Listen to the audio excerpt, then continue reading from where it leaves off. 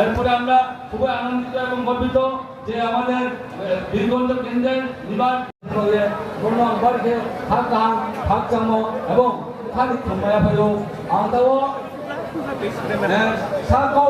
সান্ত্বনায় কারণ যিনি শাসন যিনি হিসাবে চেষ্টা কেনায় হয়তোবা এবং ব্লু জয়েন্ট এবং মাত্র যিনি ত্রিপুরা রাজ্য ফাইলে ফেব্রুয়ারি বাড়িতে খাকা আমি এবং খাকতা ময়া ফেলো লগে লগে খাকা আম খাকতা ময়া ফেলো যিনি ধাউট ডিস্ট্রিক্টে এবং ইতিমধ্যে আজকে আমাদের যে প্রথম পূজা সেটা সম্পন্ন হয়ে গেছে। আগামীকাল আমাদের নৈতিক দেবদেবী সহ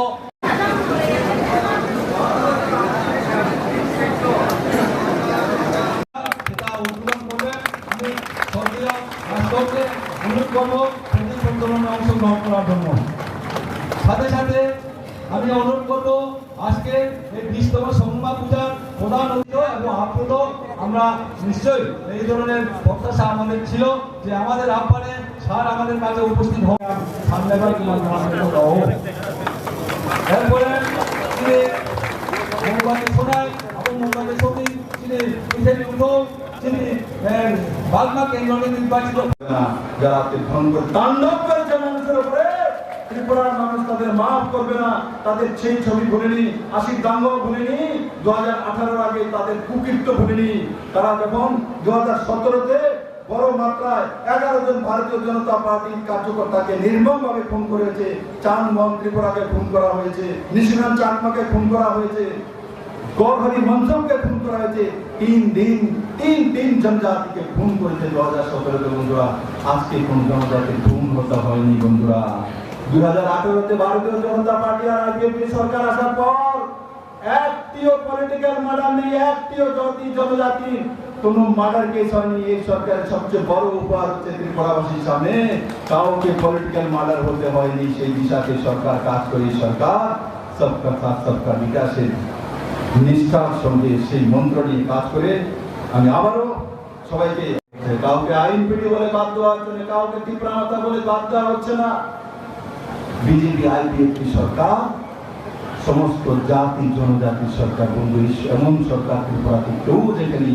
আমারও জন্ম এখানে হয়েছে, আমিও কোনোদিন দেখিনি। কারণ ত্রিপুরাকে জাত বিভাগ জাতি জনজাতির মধ্যে দাঙ্গা লাগিয়ে রাখা সেই মানসিকতা সাম্প্রদায়িক উৎসাহী তা দিয়ে কমিউনিস্ট রাজনীতি করেছে। এখানে তার বাইরে কমিউনিস্টের কাছে কিছুই ছিল না।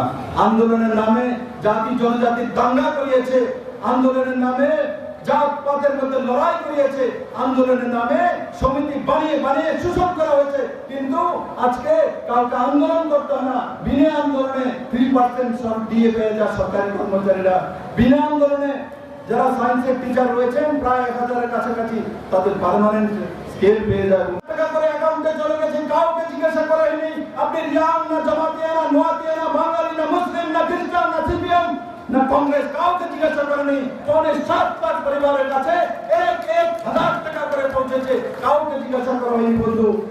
1000 টাকা করে খাবার প্যাকেট, তার মধ্যে চাল ডাল মশলা আলু পেঁয়াজ তেল লবণ সমস্ত কিছু 7 লাখ পরিবারের কাছে সরকার পৌঁছে দিয়েছে। তার সঙ্গে সঙ্গে মাননীয় প্রধানমন্ত্রীজি যারা অন্তোদয় বিপিএল রয়েছেন প্রায় 6 লাখ পরিবার ত্রিপুরাতে, এই 6 লাখ পরিবারকে নভেম্বর পর্যন্ত 5 কোটি করে চাল প্রতি ব্যক্তি ফ্রি করে দিয়েছে। তার উপরে বিপিএল এর বা অন্তোদয় 2 টাকা কিলো চাল তো রয়েছেই। তারপরে ত্রিপুরা সরকার 10 কোটি করে চাল ফ্রি দিয়েছে। এখন ত্রিপুরাতে সেই যুগ চলে এসে এক সময় থালা বাটি বিক্রি করে আমার জনজাতি বোনেরা কাপড় বা পাঁচরা কিনতে হতো, আর আজকে চাউল বিক্রি করে কাপড় কিনে নিয়ে আসে, চাউল বিক্রি করে কাপড় নিয়ে আসে। সেই দিন ত্রিপুরাতে চলে আসছে। ত্রিপুরা কোন প্রান্তে কোনো জুম চাষি বোন হোক, জুম চাষি ভাই হোক, কোন অন্তদের পরিবার হোক, যে কোনো পার্টি হোক, এই কোভিড পরিস্থিতিতে আমরা যখন ভ্যাকসিনেটেড 2,33,400 কৃষকদেরকে 3,31 লক্ষ টাকা ফ্রি, এফডিএ এর মাধ্যমে প্রকিউরমেন্ট 10 টাকা ধান 19 টাকা করে বিক্রি, তার সঙ্গে সঙ্গে অটল জলধারা মিশনের মাধ্যমে ফ্রিতে জলের কানেকশন, প্রধানমন্ত্রী আবাস যোজনার মাধ্যমে 1,60,000 জলের ঘরের ব্যবস্থা করা, 2100 কোটি টাকার ব্যবস্থা, তার সঙ্গে সঙ্গে প্রধানমন্ত্রী শৌচালয় যোজনার মাধ্যমে শৌচালয়ের ব্যবস্থা, আপনার বাড়ির সামনে প্রধানমন্ত্রী সড়ক যোজনার রোড, আর ত্রিপুরা সরকার সিমেন্টের মাধ্যমে ব্লক তৈরি করে এডিসিতে 100 কোটি টাকার রোড তৈরি করছে। অথবা আপনার বাড়ির সামনে যে করোনাপুর দিন যাবে ছোট যে রোডগুলি আছে সেগুলো সিমেন্ট ব্লক দিয়ে তৈরি করা হচ্ছে। আগে সিমেন্ট ব্লকের রোড দেখতে হলে যেতে হতো আগরতলা কর্পোরেশনে বা বড় সিটিতে, আজকে এডিসির মধ্যে সেই রোড দেখা যায় বন্ধু। সেই দিশাতে সরকার কাজ করছে বন্ধু। আর তার সঙ্গে সঙ্গে প্রার্থনা করবো নরেন্দ্র মোদী দীর্ঘায়ু হোক, যিনি ত্রিপুরাকে নতুন জীবন দিয়েছেন বন্ধুরা। আমরা সবাই প্রার্থনা করবো যে নরেন্দ্র মোদী দীর্ঘজীবী হোক, কারণ উনি যতদিন থাকবেন ততদিন ত্রিপুরার জনজাতিদের উন্নয়ন হবে বন্ধুরা, প্রমাণিত হয়ে গেছে। সেই দিশাতে আমরা সবাই মিলে কাজ করব, আমাদের জীবন মানকে উন্নয়ন করব, আমাদের কৃষ্টি সংস্কৃতিকে ধরে রাখবো। সেটাই আমাদের জীবনের মূল উৎস। ভারতকে একাত্তা কে রেখেছে? আমাদের সংস্কৃতি রেখেছে।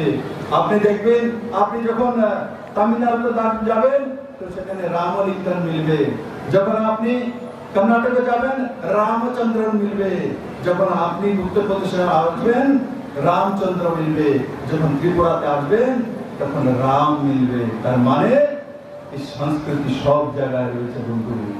এর নাম